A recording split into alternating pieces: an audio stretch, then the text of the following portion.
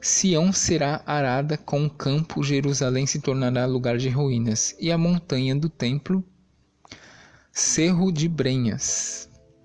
Isso aqui está em Miqueias, capítulo 3, verso 12. Jeremias ele faz essa citação em Jeremias 26, como se o Eterno estivesse mudando a sorte deles. Vamos lá para Jeremias capítulo 26. Deixa eu pegar aqui da outra que dá para ver melhor. Vamos para o livro de Jeremias, capítulo 26. Vamos achar aqui. Vamos ver do verso 10. Tendo os príncipes de Judá ouvido essas palavras, subiram à casa do rei, à casa do Eterno, e se assentaram à entrada da porta nova da casa do Eterno. Então os sacerdotes e os profetas falaram aos príncipes e a todo o povo, dizendo: Este homem é réu de morte, porque profetizou contra essa cidade, como ouvistes com os vossos próprios ouvidos. Aí aqui verso 12, falou Jeremias a todos os príncipes e a todo o povo, dizendo: O Eterno me enviou a profetizar contra esta casa e contra esta cidade todas as palavras que ouvistes. Isso aqui é o Jeremias que estava falando. Agora vamos aqui, verso 13. Agora, pois, emendai os vossos caminhos e as vossas ações, e ouve a voz do Eterno, vosso Deus. Então se arrependerá o Eterno do mal que falou contra vós outros. Ou seja, tinha chance do Eterno voltar atrás. Quanto a mim, eis que estou nas vossas mãos, fazei de mim o que for bom e reto segundo vos parecer. Sabei, porém, com certeza que se me matardes a mim, trarei sangue inocente sobre vós. E sobre essa cidade e sobre os seus moradores, porque na verdade o Eterno me enviou a vós outros, para me ouvirdes, dizer-vos essas palavras. Aí o verso 16. Então disseram os príncipes e todo o povo aos sacerdotes e aos profetas: Esse homem, está falando de Jeremias, não é réu de morte, porque em nome do Eterno nosso Deus nos falou. Também se levantaram alguns dentre os anciãos da terra e falaram a toda a congregação do povo, dizendo: Miqueias, o morastita, aquele verso que eu li anteriormente, Miqueias 3,12, profetizou nos dias de Ezequias, rei de Judá, e falou a todo o povo de Judá, dizendo: Assim disse o Eterno dos Exércitos, Sião será lavrada como um campo, Jerusalém se tornará em montões de ruínas, e o monte do templo numa colina coberta de mato. Aí estão falando: mataram-lhe acaso Ezequias, rei de Judá, e todo Judá? Antes não temeu este ao Eterno, não implorou o favor do Eterno? E o Eterno não se arrependeu do mal que falara contra eles? E traríamos nós tão grande mal sobre a nossa alma? Ou seja, aqui está mostrando claramente que quando a pessoa se arrepende, o Eterno ele quebra aquilo que ele lançou. E para não ficar só nas minhas palavras, eu vou provar que isso foi quebrado. Lembra Jeremias 22, a expressão anel de selar? E depois no próprio capítulo 23, ele falou que ia ter um rebento nos dias e que Judá ia ser salvo. Vamos lá para o livro de Ageu, capítulo 2. A gente vai ver sobre Zorobabel. Zorobabel ele foi descendente, ele foi neto de Jeconias. Né? O que aconteceu com Zorobabel? Olha só. Ageu 2,12 diz assim: Ora, Zorobabel, filho de Salatiel, e Josué, filho de Josedeque, grão-sacerdote e todo o resto do povo, ouviram a voz do Eterno seu Deus e as palavras do profeta Ageu, como lhe ordenara o Eterno seu Deus, e o povo temeu ao Eterno. Disse Ageu, o mensageiro do Eterno, ao povo conforme a mensagem do Eterno: Eu estou convosco, oráculo do Eterno. O Eterno suscitou o espírito de Zorobabel, filho de Salatiel, governador da Judéia. Ué, ele não falou que não ia mais ter governante? Então seria para sempre? Não.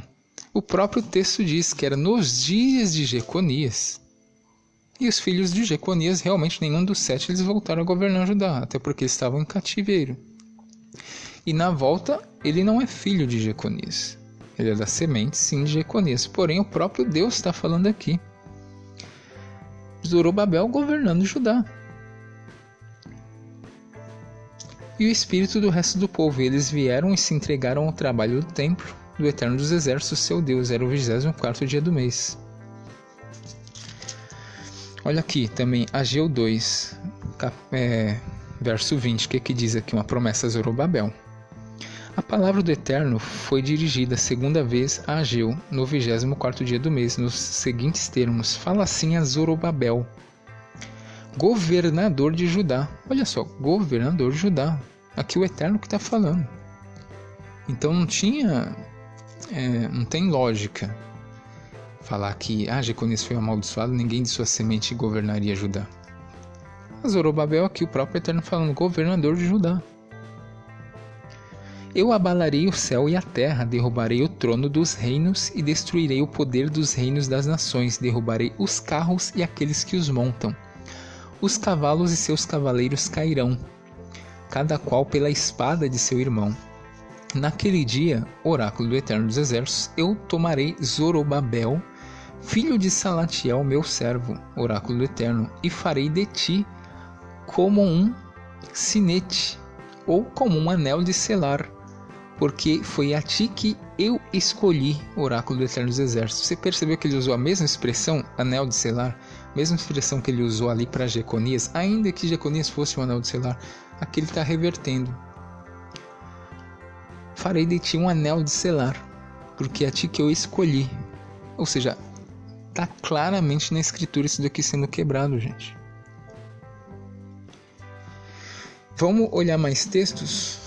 Zacarias também falou acerca de Zorobabel, que muita gente usa o texto de Zacarias para futuro, né? Porém, o proto-Zacarias ele é desse templo do retorno a Jerusalém, por volta de 520. O que diz lá em Zacarias, capítulo 6, verso 12 ao 15? Diz assim: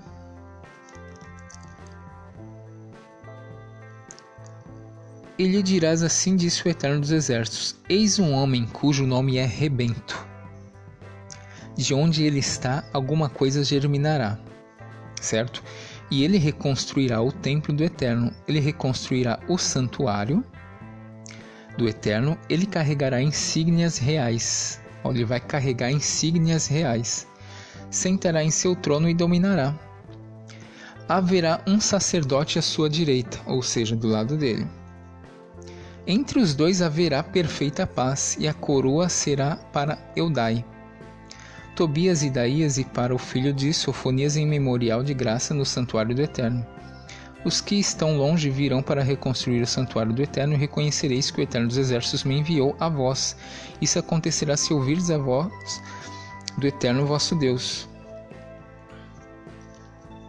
Correto? E a gente sabe o que aconteceu, porque eles retornaram e construíram o templo. Mas quem é esse aqui, esse rebento? E quem é o sacerdote que está do lado dele, que entre os dois ia haver paz? São Josué e Zorobabel. Zacarias 3,8, o que diz? Ouve, pois, Josué, sumo sacerdote, tu e teus companheiros que estão sentados diante de ti, porque eles são homens de presságio, eis que vou introduzir o meu servo, Rebento, ou seja, para os dias de Josué. Pois eis a pedra que coloquei diante de Josué. Sobre essa única pedra há 7 olhos, e eis que vou gravar sua inscrição, oráculo do Eterno dos Exércitos. Eu afastarei a iniquidade dessa terra em um único dia, ou seja, ia tirar a iniquidade deles, para eles reconstruírem o templo. Porque aqui no princípio do capítulo de Zacarias, eles não estão se sentindo dignos de construir o templo. Então o Eterno está falando que vai tirar a iniquidade deles, que eles vão poder sim. Naquele dia, o oráculo do Eterno dos Exércitos, convidar-vos-ei uns aos outros debaixo da vinha e debaixo da figueira. Isso daqui é uma palavra para Josué. E o que a gente tem aqui? No próprio capítulo 4, continuação do texto, o que tem aqui no verso 7?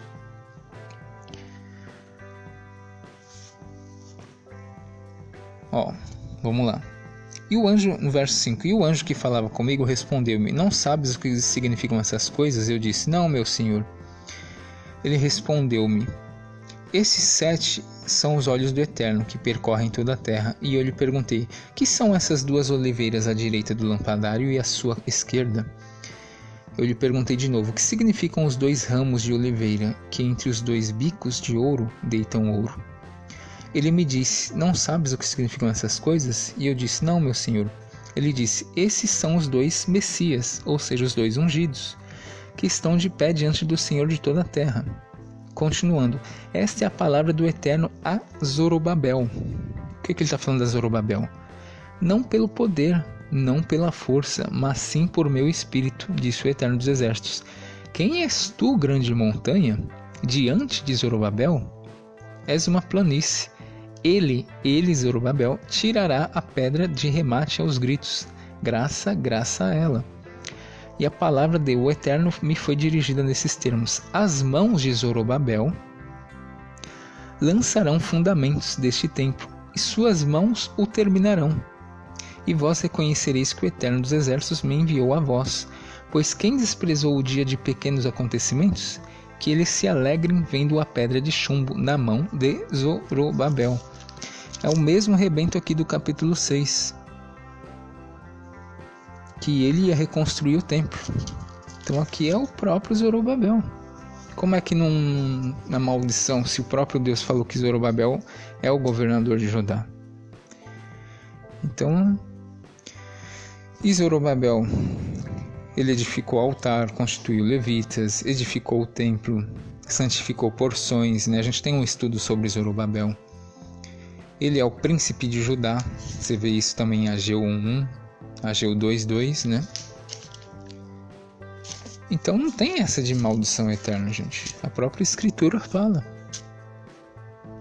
Aqui, Ageu 1. No 2º ano do rei Dário, no 6º mês, no 1º dia do mês, a palavra do Eterno foi dirigida por intermédio do profeta Ageu a Zorobabel, filho de Salatiel, governador de Judá, e a Josué, filho de Josedeque, grão sacerdote. Aqui em Zacarias 6 não está falando que ia ter um sacerdote do lado dele? Entre os dois não ia haver paz?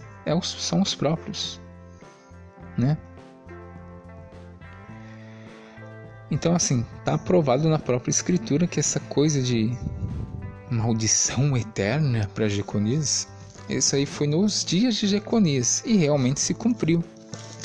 Ele não teve sucesso, os filhos dele não subiram ao trono, porém não tem sentido se, sendo a continuação do texto, Deus promete um rebento que ia salvar Judá em seus dias.